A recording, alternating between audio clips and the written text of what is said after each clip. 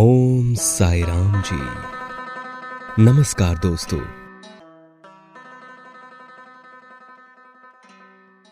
जब एक छिपकली कर सकती है तो हम क्यों नहीं।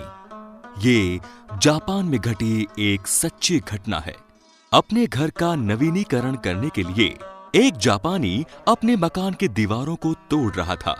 जापान में लकड़ी की दीवारों के बीच खाली जगह होती है, यानी दीवारें अंदर से पोली होती हैं।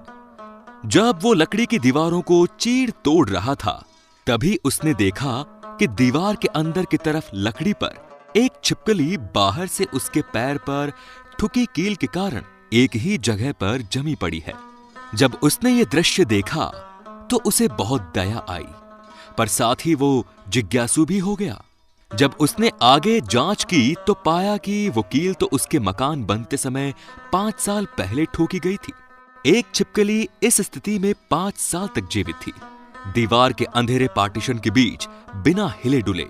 ये अविश्वसनीय, असंभव और चौंका देने वाला था। उसकी समझ से ये परे था कि एक छिपकली जिसका पैर एक ही स्थान पर पिछले 5 साल से कील के कारण चिपका हुआ था और जो अपनी जगह से 1 इंच भी नहीं हिली थी, वो कैसे जीवित रह सकती है।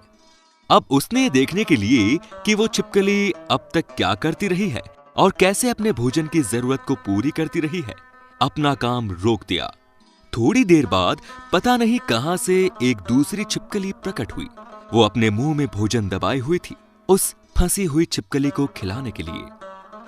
उफ, वो सन्न रह गया। ये दृश्य उसके दिल को अंदर तक छू गया। एक छिपकली जिसका एक पैर कील से ठुका हुआ था, को एक दूसरी छिपकली पिछले 5 साल से भोजन खिला रही थी। अद्भुत। दूसरी छिपकली ने अपनी साथी के बचने की उम्मीद नहीं छोड़ी थी। वो पहली छिपकली को पिछले 5 साल से भोजन करवा रही थी। अजीब है, एक छोटा सा जंतु तो ये कर सकता है, पर हम मनुष्य जैसे प्राणी जिसे बुद्धि में सर्वश्रेष्ठ होने का आशीर्वाद मिला हुआ है, वो नहीं कर सकता।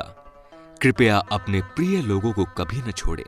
लोगों को उनकी तकलीफ के समय अपनी पीठ न दिखाएं। अपने आप को महाज्ञानी या सर्वश्रेष्ठ समझने की भूल न करें। आज आप सौभाग्यशाली हो सकते हैं, पर कल तो अनिश्चित ही है और कल चीजें बदल भी सकती हैं।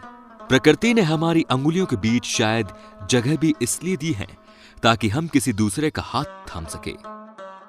आप आज किसी का साथ दीजिए, कल कोई ना कोई दूसरा आपका साथ दे देगा।